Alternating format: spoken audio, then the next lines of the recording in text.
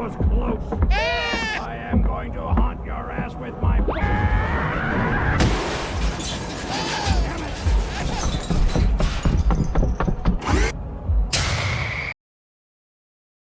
Canada is not a real country!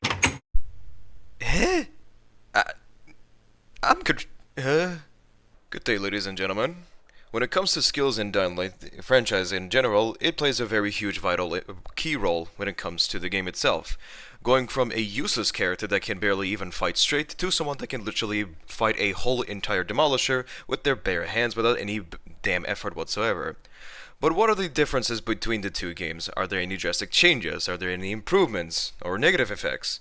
Well, that's where I come in, because I am a professional at this, I think. Even though I could be lying, but who knows. I'm just a stranger on the internet, and you should not be trusting me, but either way.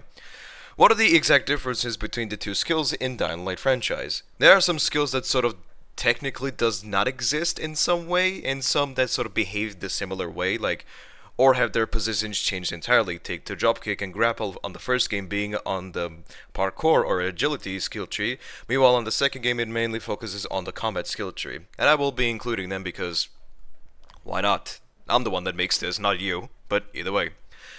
There's a lot of differences and a lot of changes between the skills, some improvements, some just act the same way, so I'm going to go through each and every skill that Dying Light 1 has, and as well as on the second game, and do some comparison. Starting off with multi-throw. It is garbage. It's terrible. Why would you use this? On the first game, it's very sluggish, because it takes some time for you to activate it, and there's a lot of reasons as to why it's bad, because for one, the enemy you're trying to aim at could be moving around, and two, there could be an object blocking the way, preventing you from even hitting them in the first place. And why would you use multi-throw when you have hands that can move around? And it's far more faster than just, I don't know, aiming at multiple enemies.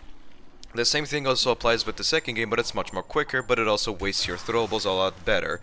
And for some apparent reason, instead of being called multi-throw, it is renamed to serial shot. But then again, it's still useless. And the only extra feature that it has is it can be used on bows, which is weird and interesting, but considering bows are like the worst range weapons you can use, they're not really that effective to begin with. Next up we have is stun kill. Stun kill in the first game is very simple. The enemy is stunned, you go up and perform execution on them. Good! There's a couple of problems. For one, you're completely vulnerable. While the animation is performing, you cannot do anything, like literally anything. You're stuck in an animation, meaning that enemies can come in at you and hit you while you're at it.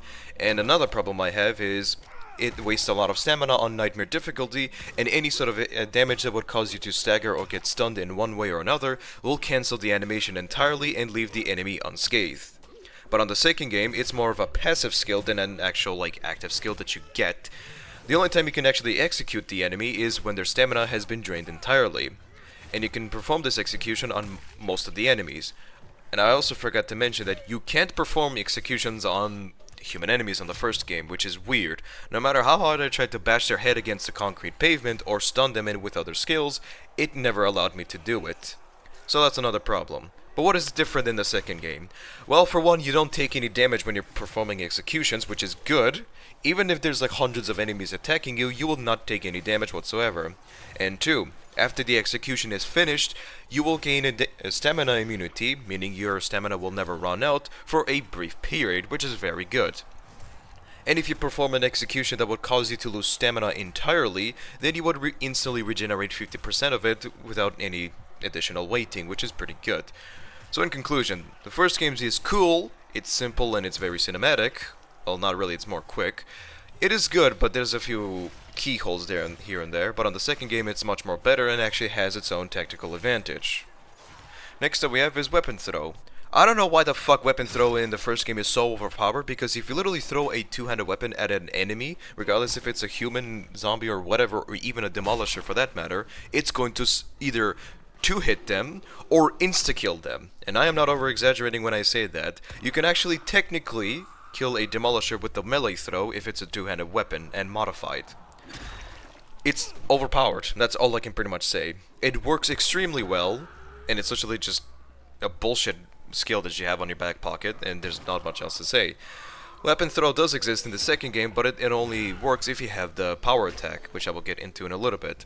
But what's different between them? Well, it's not as overpowered in the second game, that much is obvious, but it does pretty good amount of damage. But it also staggers the enemy all the time, regardless of if it's Demolisher, Volatile, Goon, or whatever. It will always stagger them, or if it's a smaller enemy, it is able to knock them on the ground entirely, allowing you to beat their asses, or you can perform a hit stomp, which is pretty good.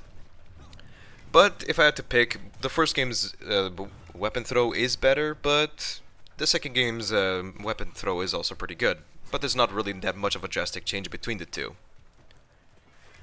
Power attack is an interesting one because on the first game it is really good.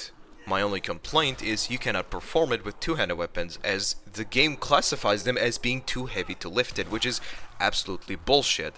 Considering the fact that Crane is a trained soldier and the fact that he's struggling to lift a axe is something that really rubs my head the wrong way, because if you're someone that's like a trained soldier and struggles to lift an axe, then I'm sorry, then you should not really be being a soldier to begin with. But hey, I'm just me, okay? I'm not trying to point fingers here and there, but either way. Power attack in the first game is very good. It's effective on one-handed weapons and knives, and as well as on bats and katanas. Actually, no, I'm kidding. Knives suck ass with the power attacks because it doesn't even stagger the enemy to begin with. It just deals slightly more damage and just that's it. There's really nothing special about it. Although in the second game it's a bit more weak, but not entirely. It does a bit more damage, sure, but where the power comes in is through the modifications, specifically the power-up modification is the one where you charge up for every hit, and this is really good. Having a modification ready at your disposal instead of relying on luck is generally good for me, and especially if you're fighting multiple targets, which is really good. Another thing I should mention is that the power attack damage can increase depending on the weapon's passive skills, as some weapons have damage increase towards power attacks, or some give you stamina regeneration upon heavy attacks, and so on and so on. So it is an improvement, because you can perform it with two-handed weapons, and that's it. That's all I can say. It's an improvement. The same thing can also be said about Windmill. Windmill is really good on the first game, but the only problem is it wastes a lot of stamina. Even with skills like Whirlwind or skills that increase your stamina, it is useless because it will waste your stamina very quickly. But it is really good. Good damage. Sorry for the out of nowhere cut, but another problem I have with the Windmill skill is the fact that it's very sluggish to use. Well, not really. The activation is very cool, but once it ends, you're stuck in this slow cooldown before you could even swing. Without using any sort of like animation cancelling tricks, like the grappling hook as an example, you are very slow and it takes such a long time for you to actually get back to your normal stance, which leaves you vulnerable to get grabbed or take any damage and so on. That is my only gripe. It's not really the same thing with the second game, as it's a much more smoother, and there's barely any cooldown. And on the second game, it's an improvement, because you can perform it with every weapon. Meanwhile, on the first game, Windmill can only be performed with a fucking two-handed weapon, again, for some reason. But on the second game, you can do it with every weapon. Bats, katanas, swords, machetes, axes, whatever it is. Anything can work with it. And it's also very effective with the power-up skills, or the power-up modifications. Do I really need to say anything? Of course not, no, because it's literally better than the first game. The same thing can also be said about Ground Pound. Ground Pound in the first game is entirely useless unless you're using it on a PvP section, and that's it. The only thing Windmill does is knock every enemies on the ground or stagger them, and that's pretty much it. It doesn't do much damage. Even if your weapon hits the target while you're performing it, it does nothing. It just knocks the enemies on the ground and wastes so much fucking stamina on Nightmare difficulty for some apparent reason, which is weird. Again, second game's better because every weapon can perform with it. On the first game, you're still limited to the two-handed weapons, but on the second game, you can do it with every weapon, even your fucking fists. Imagine that shit. And it does more damage and has bigger range and is able to do more damage. What more do you want? I have no fucking idea. It's literally just better in every shape and form. Drop attack.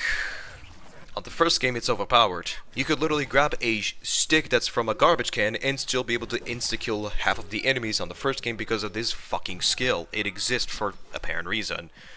Not only are you able to kill human enemies without any effort whatsoever, you can also do that with biters and virals, spitters, and other enemies without any effort.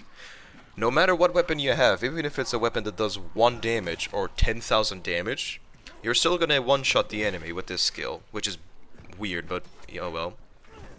Drop attack does not technically exist on the second game, but there's 2 ways that sort of behaved the similar way, that being air kick and as well as the smashing skill. That sounds very wrong, but oh well. Air attack mostly works against enemies that have noticed you, meanwhile smash only works against enemies that have not noticed you. So smash sort of either insta-kills the enemy, or does like half of their health, or 80% of their health. And what makes them special is the fact that it's able to synergize with other skills very effectively, like ground pound, and that's pretty much it. Although smash does have another skill where it allows you to jump high, allowing you to perform air kicks. It's like, the thing is, air kick will always knock the enemy on the ground or be able to stagger an enemy, which is pretty good. But the problem is, you can't spam air kick against human enemies because they will dodge away from it, because they will react to your attacks. They know what attack you're going to be spamming, and they will try to dodge it more frequently. Smash is a bit weird at times, because even if the enemy has not noticed you, if they even spot you for a split second, then smash is just going to be cancelled entirely. But air kick is still pretty good. It doesn't really have its problems, but it's not as overpowered as in the first games. Hit Stomp, or Stomp as the game calls it, whatever. It's good. That's it. My only complaint?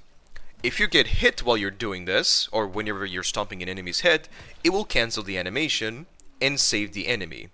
Any damage you take, or any sort of staggering effect that you take, will completely stop entirely, and it will insta-kill the enemy. And it's more bullshit, because if you're like a few centimeters taller than your enemy or higher, then you're able to perform it regardless of if they're lying on the ground or literally just slightly shorter than you, and that's it, which is weird, because I don't think it's allowed to do that. But who really cares about reality in games? Because if we're focusing on reality, then this game is just boring. Let's be honest, even Gaben himself has said it multiple times. But what's different in the second game? Well, it's better, because it doesn't take much stamina, and it doesn't cancel the animation whenever you get hit. It either insta-kills the enemy, or it either deals shitloads of damage that it leaves them on 10% of their health or 20% of their health, and that's pretty much it. Again, a lot of the skills in the first game is good, but on the second game it's literally just an improvement. It's better. There's really not much else to say. And it's also much more quicker than in the first game, in my opinion, of course. So, yeah. The takedown is laughably good in some way, because you literally just give a pat to the enemy's head and you somehow break their neck. I don't know how that works, but hey, I'm no doctor here, so. The reason I find it funny is because even if the enemy knows your existence and is fighting you, if you're quick enough and you go behind them, you can literally just snap their neck without any effort, and they're not even gonna like try to fight back. They'll just take it like a man, and that's it. In the second game, it's not really like that. It's more of like a passive skill, but stab exists as a skill where it allows you to use a throwing knife to insta-kill an enemy. But the thing is, performing a normal execution on the second game is slower, but it does sort of save you a throwing knife. I don't know why would you do that, but oh well.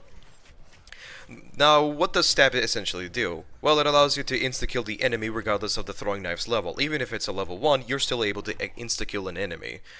And it's much more quicker than a normal takedown, and that's pretty much it. The only complaint I can say is that you can't perform... Well, technically you can perform a takedown on a bigger enemy like two-handed renegades, but it does nothing to them. You'll just literally choke them for a second, but because they're like 2 meters tall, you're not able to reach them whatsoever, so Aiden just sort of struggles with it. But if you have the stabbing skill, then you're able to do half of their health damage instantly with the stabbing skill, regardless of the throwing knife's level. Again, it's really good. It's an improvement. Well, technically, if you want to say it that way, but whatever. Now, the skills I'm not going to mention are like the combat skills, or the combat adept and combat expert, and as well as the ultimate or ultimate combatant, because it's literally just more stamina or better stamina regeneration. I don't need to include these. Sturdiness is also something I'm not going to include, because more health from inhibitors, and that's it. The only skill that does not exist on the first game, well, technically it does, but it's in a different skill tree, is Grapple and Dropkick. Dropkick in the first game is fun, but it's not really that good. There, I said it. It's iconic, sure, and everyone loves it, but I'm going to say it here and be honest and say that it's not really that good. It's funny, but it's not really good. Tackle is literally better in every shape and form. Dropkick on the second game is overpowered, because not only are you able to hit multiple targets without any effort, and their ragdoll are also able to knock other enemies off the ground. And not only that, it is able to stagger goons and demolishers without any problem.